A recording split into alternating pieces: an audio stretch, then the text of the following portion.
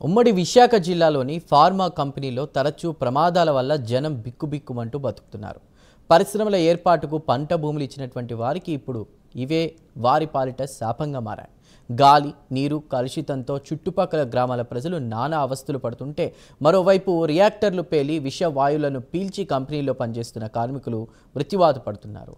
Jawaharlal Nehru pharma సిటీలో జరుగుతున్న వరుస ప్రమాదాలు, కాలుష్యంతో అక్కడి ప్రజలు పడుతున్న ఇబ్బందులపై ప్రైమ్ 9 స్పెషల్ ఫోకస్.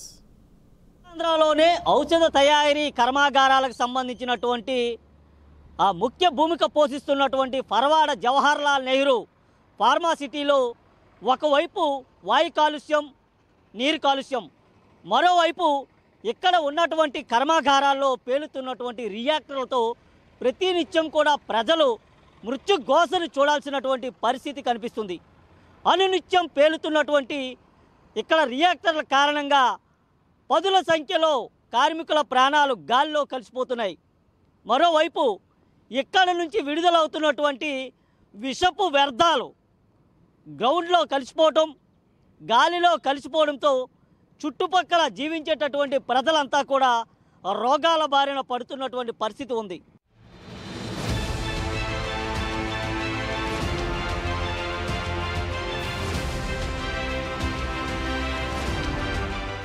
అనకాపల్లి జిల్లాలోని లంకెలపాలెం పరవాడ పరిధిలోని జవహర్లాల్ నెహ్రూ ఫార్మా సిటీ ఒకటి. ఈ కర్మాగారం వల్ల అక్కడి ప్రజలు నిత్యం నరకం చూడాల్సిన పరిస్థితి ఏర్పడింది.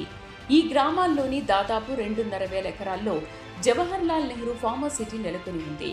కేవలం ఔషధ తయారీకి చెందిన కర్మాగారాలు మాత్రమే ఏర్పాటు చేస్తామని చెప్పిన అప్పటి కాంగ్రెస్ ప్రభుత్వం దివంగత మాజీ సీఎం రాజశేఖర రెడ్డి హయాంలో సాగు రైతుల నుంచి భూములను కొనుగోలు చేసి రామ్కే యాజమాన్యానికి అప్పగించింది. మొదట ఫార్మాకు సంబంధించిన పరిశ్రమలు మాత్రమే ఏర్పాటు చేశారని, అనతి కాలంలోనే వివిధ రకాల రసాయనాలతో కూడిన అనేక కంపెనీలు పుట్టుకొచ్చాయని చెబుతున్నారు. దీనివల్లనే ఇక్కడ ఉన్న పరిశ్రమల్లోని రియాక్టర్లు పేలి ప్రమాదాలు జరుగుతాయని స్థానికులు ఆందోళన వ్యక్తం చేస్తున్నారు.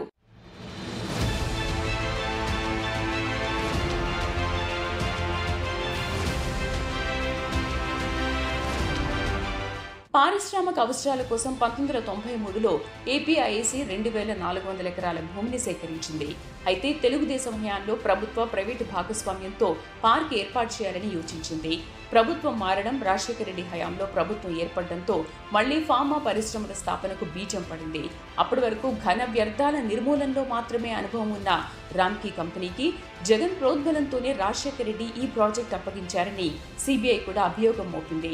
2004లో అప్పగించిన 2400 ఎకరాల్లో 250 ఎకరాలు రిజర్వాయర్కు కేటాయించగా మిగిలిన 2050 ఎకరాలు రామ్కీకి దక్కాయి.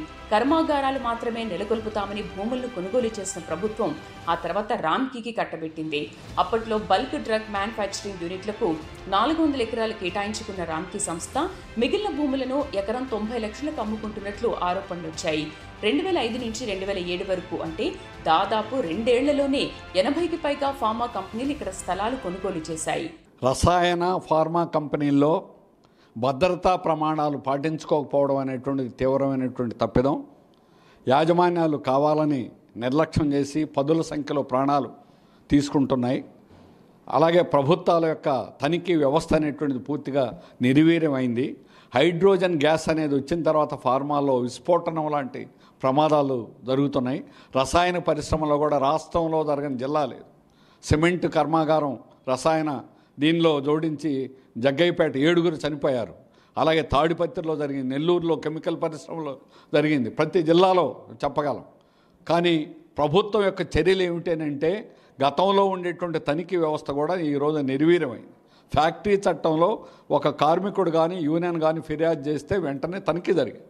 ఇప్పుడు అలా కాదు. ఢిల్లీ నుంచి ఆదేశాలు వస్తేనే మేము తనిఖీలు చేయాలా, లేకపోతే చేయకూడదు అని అధికారులు ఎవరూ పట్టించుకోవడం.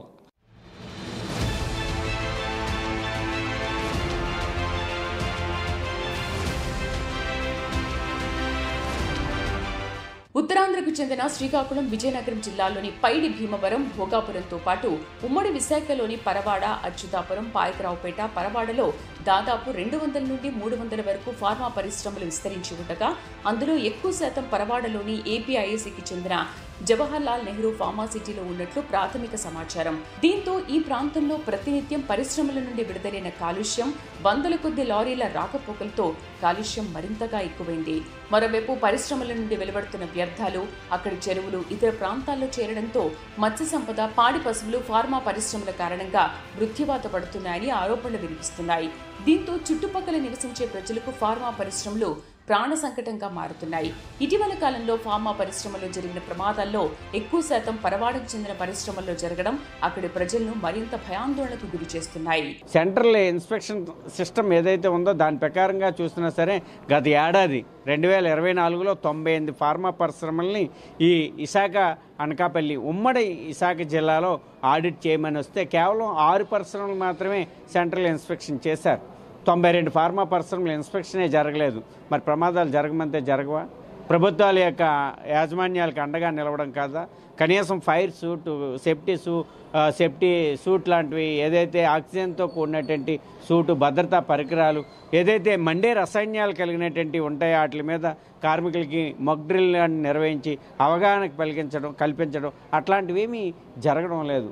యాజమాన్యాల లాభాల కోసం బ్యాచెస్ అంటే ఉత్పత్తిని అధికంగా తీసుకోవాలనేటువంటి తహతా పడుతున్నాయి తప్ప కార్మికుల్ని రక్షించాలి, భద్రత కాపాడాలనేటువంటి ఆ రకమైనటువంటి చర్యలు లేకపోవడం వల్ల మానవ ప్రాణాలు, ఏదైతే విలువైనటువంటి మానవ ప్రాణాలు గాలిలో కలిసిపోతున్నటువంటి పరిస్థితి, క్షణ భయాందోళనలో విధులు నిర్వహించవలసినటువంటి పరిస్థితి, అరిచేతుల ప్రాణాలు పెట్టుకొని పనులు చేస్తున్నటువంటి పరిస్థితి. అందుకని ఫార్మా పరిశ్రమలన్నింటిలోనూ భద్రతా ఆడిట్ నిర్వహించండి.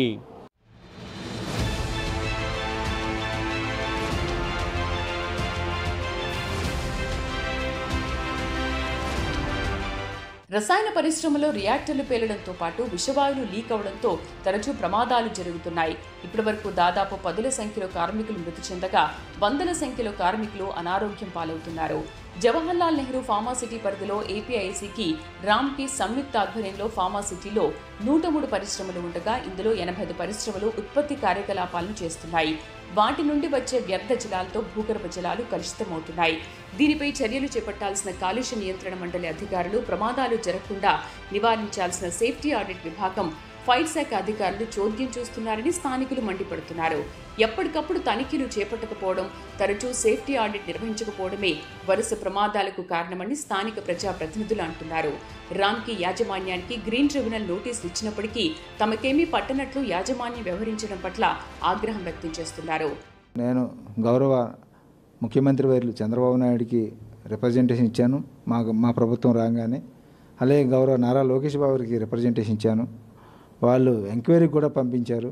మీకు అవి ఏర్పాటు చేస్తామని హామీ కూడా ఇచ్చారు. మరి హామీలు ఇప్పుడు సంవత్సరం అయిపోతుంది. దయచేసి ఆ హామీని నిలబెట్టుకొని ముందు అర్జెంటుగా ఫార్మాసిటీ పొల్యూషన్ ఆఫీస్, ఫార్మాసిటీలో పొల్యూషన్ కంట్రోల్ బోర్డు ఆఫీస్ కానీ ఏర్పాటు చేసినట్లయితే ఈ ఫార్మా కంపెనీలని కూడా వాళ్ళ కంట్రోల్లో ఉంటారు. ఎందుకంటే కంట్రోల్ బోర్డు ఆఫీస్ ఎందుకు అక్కడ ఏర్పాటు చేయాలంటే, మేము ఫార్మాసిటీని ఆనుకుని మా ఇల్లు గ్రామం, మాకు స్మెల్ వస్తుంది. స్మెల్ వచ్చిన వెంటనే మాకు ఫోన్ చేయండి, మేము రెస్పాండ్ అవుతాం అంటున్నారు. మేము స్మెల్ వచ్చిన వెంటనే ఆ పొల్యూషన్ కంట్రోల్ బోర్డు వాళ్ళకి ఫోన్ చేస్తే వాళ్ళు 2 గంటల సమయం పడుతుంది వైజాగ్ నుంచి ఇక్కడ రావడానికి. మరి ఆ సమయంలో వాళ్ళు రాబోదికి వీళ్ళు ఈ ఒక పొల్యూషన్ అంతా కూడా వదిలేసి, ఆ విషవాయుని అంతా వదిలేస్తే గంటలో వదిలేస్తున్నారు. వాళ్ళు రాగానే ఏం లేదండి, అంత బాగుంది, క్లియర్ అని వాళ్ళు చూసి వెళ్ళిపోతున్నారు.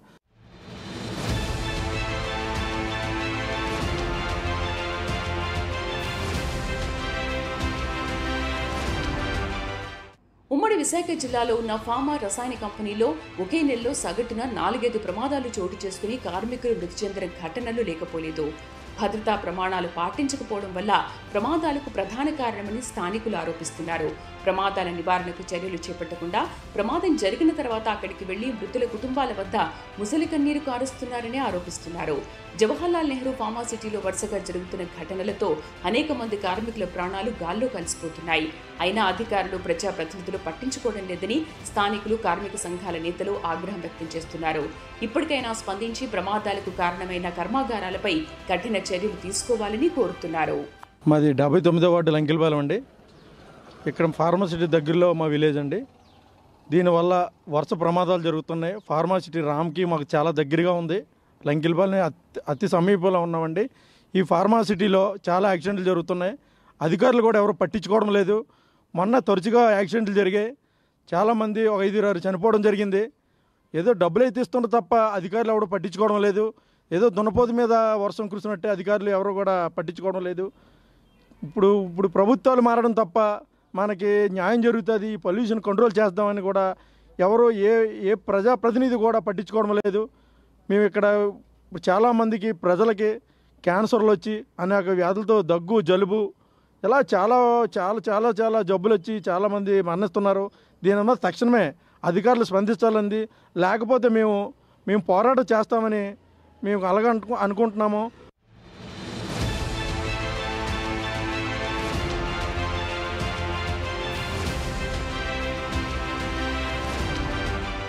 మొత్తం మీద చూసుకుంటే పరవాడ ఫార్మాసిటీకి సంబంధించినటువంటి జవహర్లాల్ నెహ్రూ ఫార్మాసిటీ ఏదైతే ఉందో ఈ ఫార్మాసిటీ పరిశ్రమ ప్రాంతాల్లో దాదాపు 100 నుంచి 120 ఉన్నటువంటి పరిశ్రమల్లో అనునిత్యం కూడా ప్రమాదాలు అయితే చోటు చేసుకుంటున్నట్టు స్థానికులైతే ఆరోపిస్తున్నటువంటి పరిస్థితి ఉంది. ముఖ్యంగా సేఫ్టీ ఆడిట్ నిర్వహించకపోవడం వల్లనే తరచూ ప్రమాదాలు జరగటం, రియాక్టర్లు పేలటం జరుగుతుంది. ఈ నేపథ్యంలో అక్కడ నుంచి విడుదలైనటువంటి వాయు కాలుష్యంతో వందలాది మంది కూడా ఆసుపత్రుల చుట్టూ తిరగాల్సిన పరిస్థితి ఏర్పడినట్టు స్థానికులైతే ఆవేదన వ్యక్తం చేస్తున్నారు. ఏది ఏమైనప్పటికీ వరుస ప్రమాదాలు జరుగుతున్నటువంటి పరవాడ ఫార్మాసిటీపై అధికారులు ఎప్పటికైనా దృష్టి సారించాలంటూ కఠిన చర్య